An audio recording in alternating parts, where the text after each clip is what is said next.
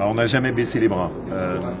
Tout le monde le sait, hein, moi j'ai un attachement très fort sur cet hôpital. Il est très symbolique. Il est sur ce plateau, il s'occupe de 20 000 personnes.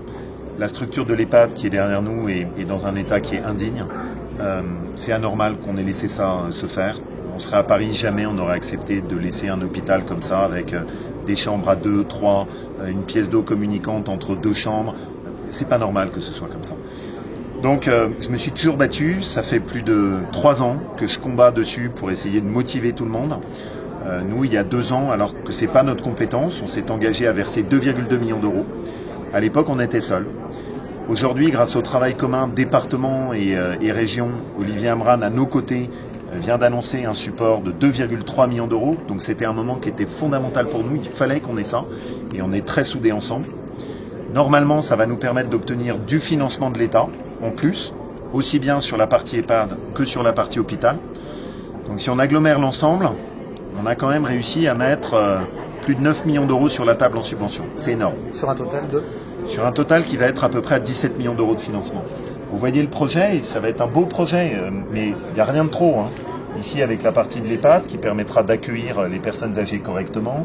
Là, sur la partie de l'hôpital, parce qu'il ne faut pas oublier que c'est aussi un réseau de soins. Ici, vous êtes à 1 heure, 1 heure et demie du premier hôpital, et il y a la burle. Donc l'hiver, vous ne sortez pas comme ça. Donc c'est important qu'on ait cette structure qui soit mise en place. Maintenant, si on veut y arriver, il faut qu'on finisse avec nos banquiers pour qu'on ait ce financement-là.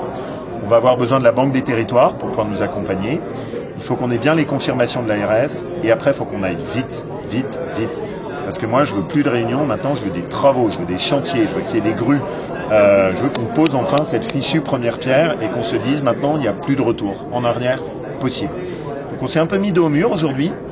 Mais j'ai envie de dire, on a franchi une étape colossale parce que le fait que la région et le département soient unis, ça nous donne vraiment toutes les chances pour y arriver.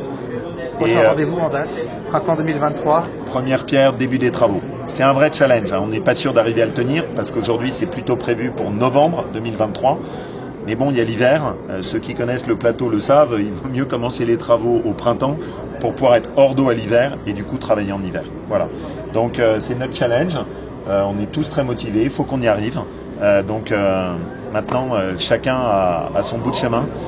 Et je voudrais juste finir avec un hommage au personnel. L'hôpital aurait pu fermer. Et s'il a tenu, c'est grâce au personnel. Et donc on leur doit. Voilà.